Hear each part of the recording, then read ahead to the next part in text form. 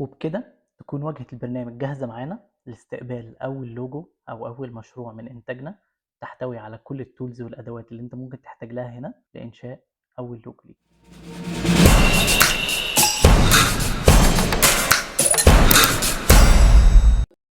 مساء الخير عزيزي الفنان، أهلا بيك في فيديو جديد. معاك محمد صلاح.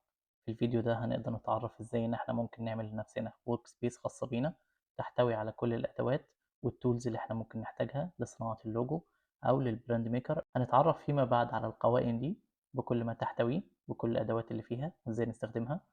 وكمان هيكون في فيديو مخصص للأدوات اللي بستخدمها في صناعة اللوجو، وأهم الأدوات اللي بستخدمها وإزاي بستخدمها.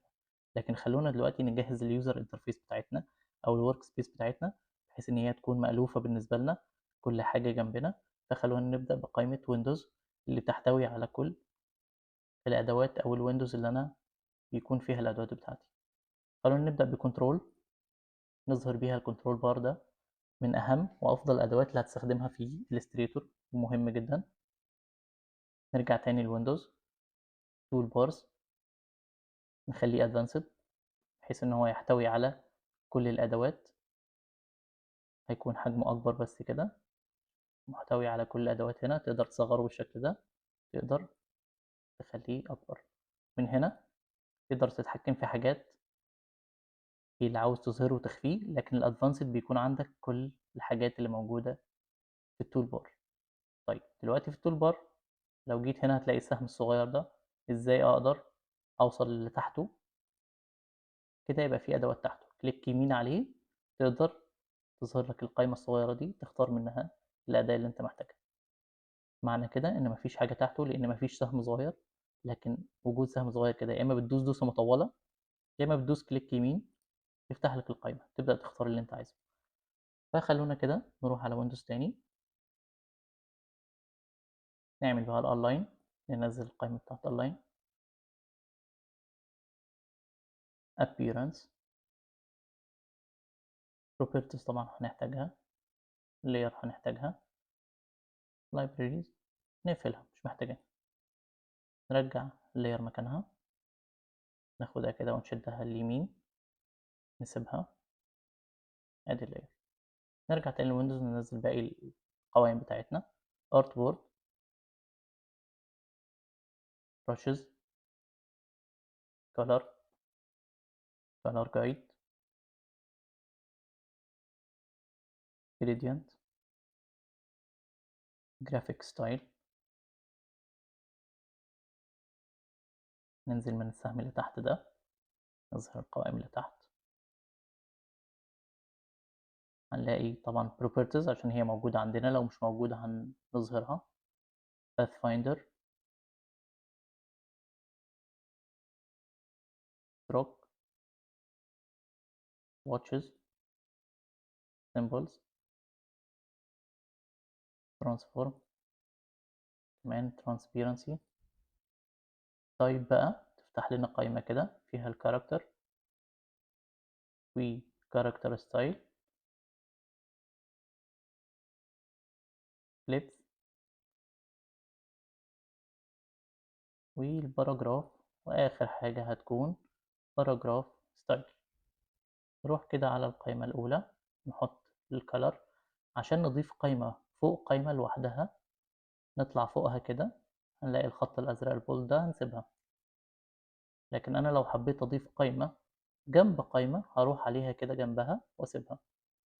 فبالتالي خلونا نشيلها، نرتبها الترتيب الأفضل بالنسبة لي أو المريح بالنسبة لي، عشان كلنا نكون بنفس الترتيب نلاقي الأدوات مع بعض بسهولة. نيجي على الأرت بورد كده نسحبها لآخر حاجة تحت لحد الخط الأزرق ده ما يظهر معايا، أسيبها. ممكن تنزلها، لو نزلتها من فوق هتطلع معاك فوق، لو من تحت هتظهر معاك تحت. لو شلتها وحطيتها بين القائمتين كده تقدر تحطها بين القائمتين إنك تسيبها كده. فأنا عايز أخليها تحت. transparency والستروك دول أنا بفضل إن هما يكونوا جنب اللاير، فخلونا نخلي الترانسبيرنسي هنا، ستروك هنا، وادي اللاير. يبقى عندنا 3 قوائم هنا.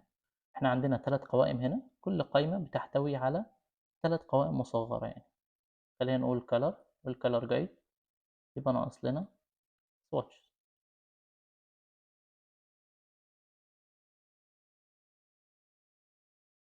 اهي. swatches انزلها هنا، تنزل معايا في الاخر، هسحبها كده الاول.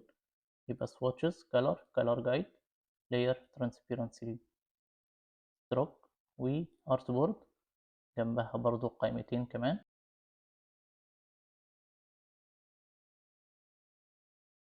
appearance تحت هنا نخليها في الأول. الجريدينت أنا بفضل إن أنا أخليها في النص، فيبقى كده كل القوائم عندنا موجودة. أقدر أتحكم في القائمة، أفتحها أو أقفلها من هنا. السهم الصغير اللي عندها ده تقدر تخليها مصغرة بالشكل ده، أو لو دوست عليه مرة تانية تصغر أكتر، دوست عليه مرة تانية بتكبر، تديلك كل الأوبشنز اللي موجودة عندك. نكمل بقى، نحط البروبرتيز أول حاجة فوق. نزلت معايا بالشكل الكبير ده، أنا أقدر من السهم هنا أصغرها تمام أو أكبرها. أقدر من هنا بقى أكبر وأصغر حجمها. symbols والbrushes نزلها هنا.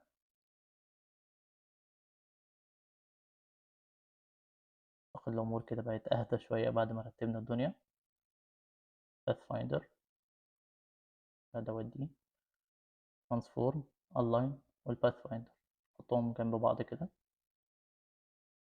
ويبقى عندنا بقى character والباراجراف والتايب.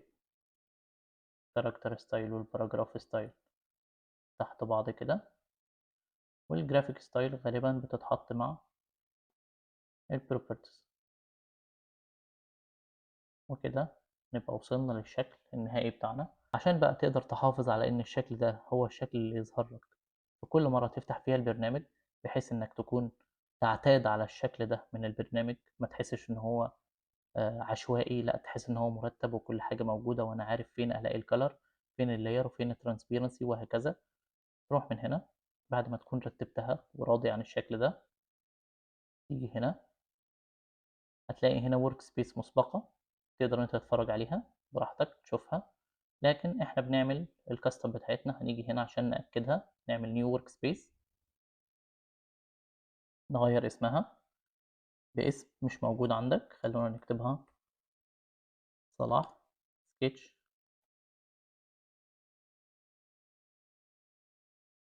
اوكي كده اتحفظت معايا. وانس ان انا وانا بشتغل غيرت القائمة في اي وقت، رحت لحاجة تانية بالشكل ده، فانا محتاج ارجع للشكل بتاعي، باجي هنا وادوس على صلاح سكتش.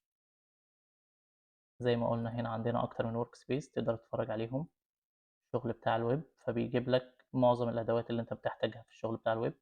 فخلينا نقول ان القائمة بتاعت صلاح سكتش بالشكل ده هي القائمة بتاعت اللوجوز او اللوجو ميكر، فبالتالي دي اكتر الادوات اللي بتحتاج تستخدمها. خلونا نروح هنا على كنترول كي، بنروح هنا على اليوزر انترفيس، بتلاقي الالوان دي تقدر تختار اللي انت عايزه. انا بفضل الاسود لانه مريح اكتر للعين. وبروح هنا على السمارت جايد، الخيارين دول بيكونوا مش متفعلين عندك، حاول تفعلهم. اتنين دي بتكون 4، خليها 2. وكمان الانجل دي بتكون عندك 45 أو 90، أنا بفضلها 15 ل90 عشان تجيب لك كل الزوايا من 15 ل90. دوس اوكي، وبكده تكون انت جاهز لبداية اول لوجو ليك. حاولت اخلي الفيديو النهاردة سريع، واستنوني في فيديوهات جاية. كان معاكم محمد صلاح، وما تنساش مشوار ال1000 ميل بيبدأ بفكرة.